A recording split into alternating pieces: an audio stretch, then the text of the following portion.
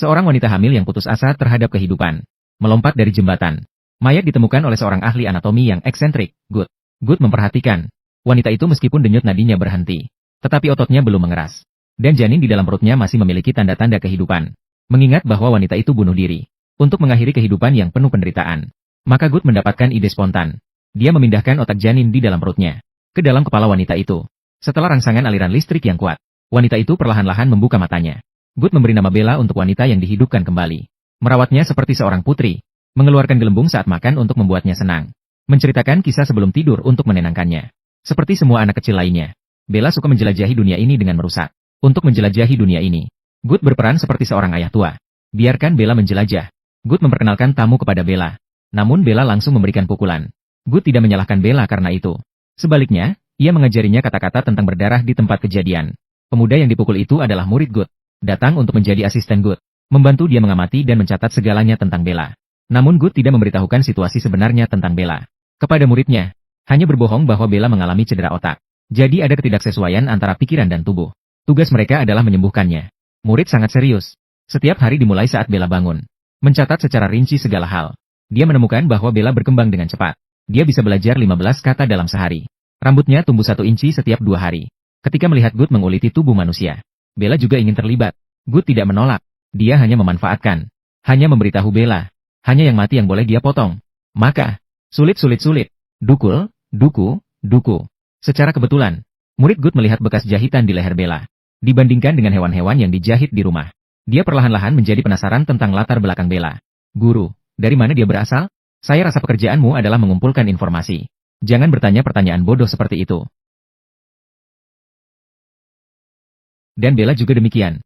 Menjadi penasaran tentang latar belakangnya sendiri. Karena dia mendengar orang lain berkata, Good bukan ayah kandungnya. Good hanya bisa berbohong kepada Bella dan bilang, kamu adalah seorang yatim piatu. Orang tuamu meninggal dalam sebuah petualangan. Sebagai teman mereka, saya mengadopsimu. Kasihan Bella. Di sini orang tua. Peru, iya. Latar belakang palsu buatan Good. Membuat Bella perlahan-lahan menjadi penasaran dengan dunia luar. Bella ingin melihat dunia. Bella berlari masuk ke laboratorium Good. Seraya berteriak ingin keluar bermain. Namun ditolak oleh Good sekali lagi. Apakah dia pernah pergi? Tidak pernah. Menghadapi penolakan Good, Bella menggunakan trik naluriah anak-anak. Bella, ayo cepat. Tapi Bella, Good tidak punya pilihan selain membawanya keluar.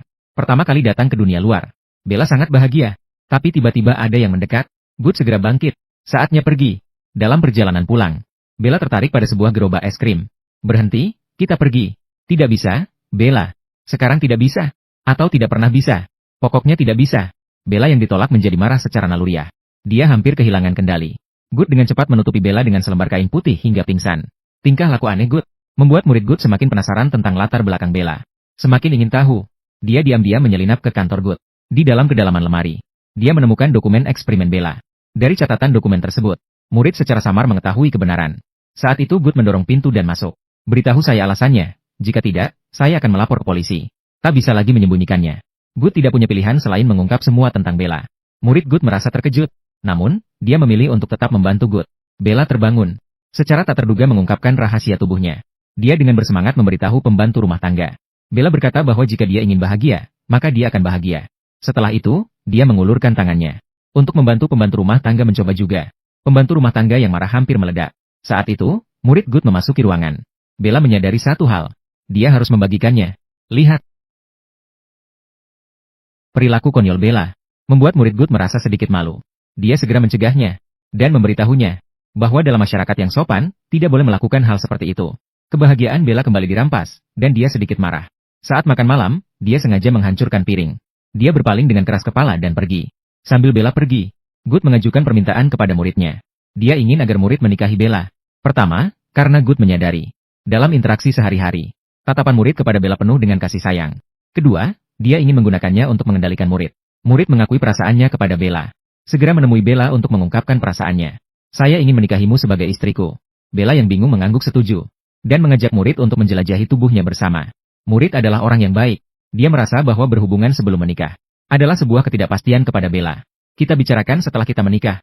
Dalam perjanjian pernikahan, Good memiliki satu syarat lagi. Keduanya harus tinggal bersama setelah menikah. Untuk berjaga-jaga, dia juga merancang perjanjian hukum khusus. Kesepakatan aneh ini membuat pengacara yang menyaksikan tidak bisa tidak merasa terkejut. Wanita ini benar-benar luar biasa. Mau setuju dengan ikatan seperti ini. Pengacara memanfaatkan waktu untuk ke toilet. Diam-diam masuk ke dalam kamar Bella. Saat itu Bella sedang duduk di dalam lemari sambil mengeluarkan gelembung. Setelah berbincang-bincang, pengacara menyadari Bella adalah gadis yang naif dan mudah ditipu. Malam itu dia datang lagi. Pengacara membujuk Bella dengan berkata, "Kamu adalah tawanan yang ingin aku selamatkan." Pengacara mengatakan bahwa dia akan pergi liburan. Bella dengan senang hati mengiyakan. Dia dengan bersemangat menemui Good. Malam ini juga. Aku ingin diam-diam melarikan diri dengan pengacara. Apa? Kamu terlalu ketat mengendalikan Bella.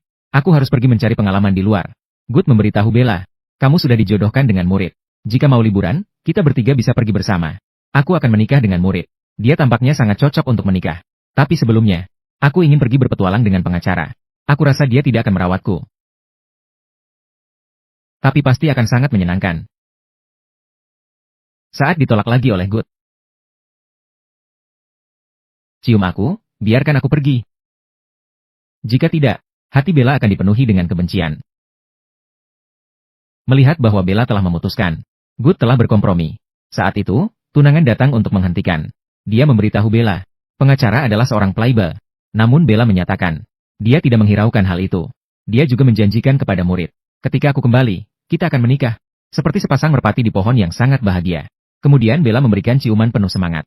Lalu belajar dari Good. Dia mengambil kesempatan untuk membuat murid pingsan. Sebelum berangkat, Good menjahit segepok uang ke dalam gaun Bella. Dan menciumnya untuk mengucapkan selamat tinggal. Saat murid terbangun oleh suara babi dan ayam, Bella telah pergi jauh. Setelah pergi, Bella pertama kali makan tiram. Pertama kali minum sampanye. Menyenangkan. Kemudian merasakan kesenangan tubuh berulang kali. Pengacara adalah seorang playboy. Hanya ingin menikmati kebahagiaan. Dan tidak ingin bertanggung jawab kepada Bella. Dia sudah mengingatkan sebelumnya. Dia sendiri tidak memiliki loyalitas. Dia hanya menyukai petualangan. Bella mengangguk tanpa terkejut. Saat pengacara tertidur lelap, Bella keluar sendirian. Sebelumnya dia sudah mencicipi tart yang lezat. Dia sebenarnya ingin makan lebih banyak. Tapi pengacara hanya mengizinkannya makan satu. Sekarang dia ingin makan sepuasnya. Kemudian dia melihat kereta gantung di langit untuk pertama kalinya. Untuk pertama kalinya dia mendengar nyanyian penuh perasaan dari wanita di tepi jalan. Dia juga melihat pertengkaran penuh cercaan antara pria dan wanita untuk pertama kalinya.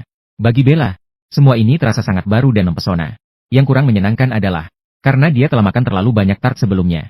Dia muntah. Pengacara terbangun. Mengira Bella pergi tanpa mengucapkan selamat tinggal karena kata-katanya. Tetapi setelah mendengar suara langkah kaki, dia buru-buru berpura-pura tenang. Setelah bertanya, dia baru tahu. Bella hanya keluar untuk menjelajah sendiri. Pengacara membawa Bella untuk makan malam dengan temannya. Makan makanan yang tidak disukai. Bella langsung memuntahkannya. Membuat pengacara sangat canggung. Saat itu, ada seorang bayi di sebelah yang terus menangis. Bella berdiri untuk menegur orang tersebut. Pengacara dengan marah menghentikan Bella. Perilakumu sungguh konyol. Nanti saat kembali ke tempat duduk, kamu hanya bisa mengucapkan 3 kalimat berikut. Sungguh luar biasa, aku sangat senang. Kenapa kue puff ini begitu renyah? Mengerti? Meskipun Bella masih belum matang secara mental, tapi dia masih merasakan dari kata-kata pengacara. Merasakan ketidakhormatan. Maka dia langsung menjawab, kembali ke meja makan. Bella tetap mendengarkan nasihat pengacara. Bella, apakah kamu suka Lisbon?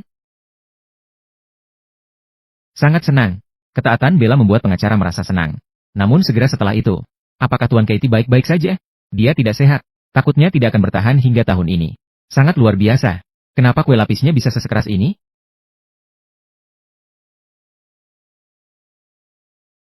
Hari-hari berikutnya, Bella sering pergi sendirian untuk menjelajahi dunia. Dia mencoba minuman keras pedas sendirian. Jika suka, dia akan minum sepuasnya. Sampai dia mabuk berat, Bella yang menjalani hidup sesuai keinginannya. Hal ini membuat pengacara merasa putus asa. Dia akhirnya menyadari, Bella sama sekali bukan domba yang bisa dia kendalikan. Melainkan kuda liar yang tak terikat. Tapi semakin seperti itu, semakin dia terpesona. Saat memesan makanan, Bella dengan tegas, hanya memesan makanan yang dia sukai. Saya tidak mau karamel dalam kaleng. Tentu saja semua ini adalah makanan yang ingin dimakan Bella. Apa yang ingin kamu makan? Pesan sendiri. Suara musik restoran mulai terdengar. Bella bangkit dengan penuh semangat. Secara naluriah menari mengikuti irama musik. Pengacara yang menjunjung tinggi hidup di masa kini juga mengikuti langkah tari Bella, melompat dengan semangat untuk menari. Bella yang segar dan selalu berubah, semakin membuatnya terpesona. Saat jeda, Bella terus-menerus berkedip. Pengacara merasa sangat aneh. Di sana ada seorang pria yang terus-menerus berkedip kepada saya. Saya membalas kedipan itu. Berdasarkan kesopanan, pengacara yang merasakan ancaman berdiri dengan marah. Terlibat perkelahian dengan lawan dalam keadaan putus asa. Pada saat itu, sekumpulan pasangan dengan semangat mengundang Bella untuk pergi menari di kota. Bella belum pernah pergi ke sana. Dengan senang hati bangkit untuk menerima undangan. Pengacara yang panik dan canggung maju dengan serangan kecil lainnya. Keinginan kontrol pengacara membuat Bella merasa marah. Sempat ingin melupakan masalah, tetapi pengacara kembali berada di kaki Bella. Menemukan tanda orang lain. Dia keluar dari ruangan dengan perasaan putus asa. Terjatuh ke bar, menghancurkan diri dan menangis terseduh-seduh. Bella tidak mengerti perasaan rumit sang pengacara. Hanya bisa dengan canggung menepuk punggungnya untuk menghiburnya. Kau benar-benar membingungkan, Duncan. Untuk membuat Bella hanya miliknya, pengacara berbohong kepada Bella bahwa mereka akan bermain sebuah permainan. Ketika Bella keluar dari kotak, menyadari bahwa dirinya berada di sebuah kapal pesiar. Bella menyadari, pengacara ingin menjebaknya. Dia marah dan bersembunyi di toilet, mengunci dirinya dengan erat di dalam. Dia baru mau keluar setelah pengacara tertidur. Bella pergi sendiri menuju papan dayung, merasakan guncangan dari laut untuk pertama kalinya. Di restoran, Bella tertarik pada seorang wanita tua dengan gaya rambut aneh. Melihat pasangan pria di sampingnya, Bella tanpa ragu bertanya, apakah orang ini melompat-lompat padamu? Tidak, tidak ada. Saya tidak pernah dilompati selama 20 tahun. Apa? Sangat menyedihkan. Wanita tua dan pasangannya tidak merasa tersinggung oleh keterus-terangan Bella. Justru mengagumi keunikan Bella. Ketika pengacara tiba, Bella dengan gembira memberitahunya bahwa dia telah mendapatkan teman baru dan mengusulkan agar mereka makan bersama. Namun ditolak secara halus oleh pengacara. Kita di kapal, saya tidak bisa kabur. Apa dia tidak bisa berteman? Sangat menarik. Akhirnya Bella tetap mengalah. Untuk benar-benar mengendalikan Bella, pengacara langsung melamar. Namun Bella menolak saat itu juga. Dia dengan terus terang memberitahukan pengacara. Saya sudah bertunangan dengan murid. Pergi denganmu hanya karena bersenang-senang. Pengacara pergi dengan wajah putus asa. Di waktu luang, Bella sangat suka bersama wanita tua dan si kecil hitam. Menghabiskan waktu bersama. Beberapa orang membaca bersama. Mulai mendiskusikan pemikiran dalam buku. Di bawah pengaruh wanita tua yang bijaksana. Pikiran Bella berkembang dengan cepat. Pengacara yang diabaikan selalu ingin mengontrol Bella. Dia meminta Bella yang sedang membaca untuk kembali ke kamar. Kamu menghalangi sinar matahariku. Pengacara dengan marah merebut buku Bella. Melemparkannya ke laut. Dan wanita tua itu memberikan Bella sebuah buku lagi. Pengacara yang marah menggulung lengan bajunya. Mengancam akan melempar wanita tua itu ke laut. Beberapa orang tidak merasa takut. Hanya merasa pengacara itu lucu. Dengan wanita tua itu menghisap pipa. Pertunjukan ini ditutup dengan sempurna. Setiap kali Bella tiba di suatu tempat, dia selalu menulis surat kepada Good. Good mengetahui kabar terbaru Bella.